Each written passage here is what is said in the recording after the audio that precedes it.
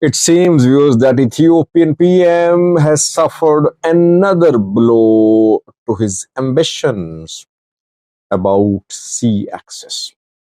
Confirmed, uh, confirmed by a news source, credible news source. This is the fourth blow to the Prime Minister's sea access ambition. I'll explain these four setbacks for the Prime Minister step by step, one by one. Uh, uh, Let me just elaborate a little what happened. What is this fourth blow about? Then I'll explain all the efforts of the last 2 years by the government and how it suffered setbacks.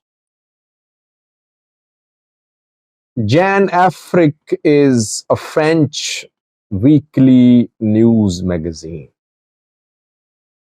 The magazine interviewed Djibouti's president last month. Ismail Omar was interviewed by Jeune Afrique. Jeune Afrique has a website too. You can see the interview details on that website.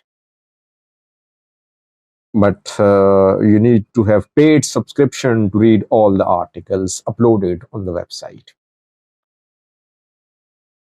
We know that last year Djibouti made an offer to Ethiopia.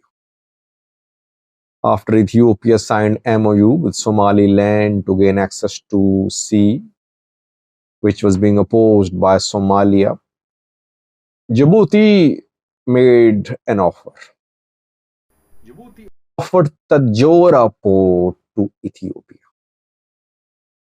Djibouti made this offer public. Djibouti's foreign minister, who is now African Union chairperson, Muhammad Ali Yusuf is his name, I think. He made the offer public. He said that we have made an offer to Ethiopia. Ethiopia can use the Jora port of Djibouti. Exclusively, Ethiopia will use this port if Ethiopia agrees. Then after a few months, the same person said that so far Ethiopia had not responded to the offer. Ismail Omar, Djibouti's president, in last month's interview with Jeune Afrique, shared details of what Ethiopia said in response. Yes, Ethiopia did reply, but Ethiopia laid out two preconditions to use the Jora port. Firstly, it wanted the establishment of a corridor from Ethiopian border to Tajora port, and it wanted that corridor to be treated as an extra territory. That means that Djibouti's laws won't be applicable there, that the corridor will be controlled by Ethiopian government, Ethiopian forces. It wanted to have full control on the corridor from Ethiopian border to the Jora port, firstly. Secondly, it wanted to establish a naval base. Both these preconditions were unacceptable. Djibouti refused to accept the two preconditions. This is what was disclosed by Ismail Omar in last month's interview with Jeune Afrique. I missed that part of the interview. Why did Djibouti reject Ethiopian proposal? Djibouti has been saying that it does not want to give this type of access to sea to Ethiopia. Yes, Ethiopia can use Djibouti's ports like it has been using Djibouti port, but it cannot have full rights on the corridor on the ports in Djibouti. Only Somaliland agreed to give this type of sea access to Ethiopia under that MOU which was signed at the start of last year. Ismail Omar, in the same interview, criticized the UAE, United Arab Emirates. UAE and Djibouti have been involved in some litigation too. UAE built a port in Djibouti, later differences arose, and now I think lawsuits are ongoing between the two countries at some international courts. Ismail Omar accused UAE of destabilizing the Horn of Africa. He said, "We are not ready to submit to the dictates of DP World." DP World is UAE company which builds ports. Berbera port has been built by DP World. In Djibouti too, I think DP World built a port. So we can say that Ethiopian PM has suffered fourth blow in his attempt to gain sea access.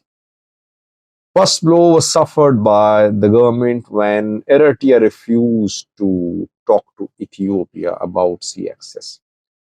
During the war, Abiy hoped that after the conclusion of the war, Ethiopia and Eritrea will jointly use Eritrean ports, that Eritrea will give access to Ethiopia to use Eritrean ports. But after the war, relations between the Eritrean government and Ethiopian government deteriorated, and Eritrea then refused to talk to Ethiopia about sea access, about use of Assa port, use of Massawa port. First blow for the Prime Minister. That is why at the end of 2023, he delivered a fiery speech and he said that Ethiopia has natural right to gain access to sea. He was disgruntled. He was frustrated because of the response shown by Saswe government. Then he turned to Somaliland, signed MOU, announced to implement MOU, could not be implemented. The man who signed the MOU with PM Abiy, Musli Abdi, lost election in Somaliland last year. New president came to power. His name is Abdurrahman Ero, less interested in implementing the MOU, but things are changing there. Abdurrahman Ero is due to visit Ethiopia. He wants guarantee of recognition of Somalia as a country by Ethiopia if MOU is implemented. So that's not clear. But overall, Ethiopia could not implement the MOU. Second blow for the Prime Minister of Ethiopia. Third blow perhaps is in the making, because Somalia and Ethiopia have been in talks mediated by Turkey.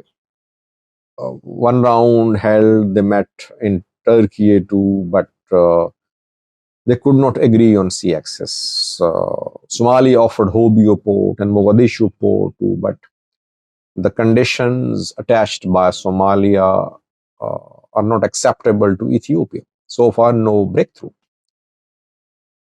So the Prime Minister of Ethiopia's government has suffered four blows in the last 1.5 years regarding the ambition to sea access. Perhaps the last option for the Ethiopian government is, if it wants this type of access, is Somaliland or Assam, through pressure on Eritrea, through military action, which could lead to a war in the Horn of Africa. I am not saying it's fair. I'm not saying it's legit.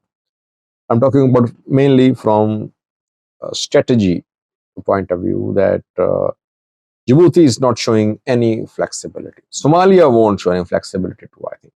It won't give this type of sea access to Ethiopia, that Ethiopia has all the control over the corridor, and then the port under Ethiopian control, and then naval base there too. But Ismail Omar's interview has disclosed that Ethiopia wants this type of sea access. It wants full control over the corridor. It wants full control over the port. It wants to have its forces deployed along the corridor on the port to protect its investment. No country is ready to give this type of access to Ethiopia, because Ethiopia will have to offer something big in return, something big, very huge. Somaliland could be ready because it needs recognition. No country in the world is ready to recognize Somaliland as a country. But that carries the risk of war between Ethiopia and Somalia. Let's see. So it means that the Prime Minister of Ethiopia's government will intensify its campaign for access to Assab through Eritrea, or it will try to reactivate its MOU with Somaliland. That's my analysis. I think that will happen now. These are two options which the government will consider. Thanks for watching.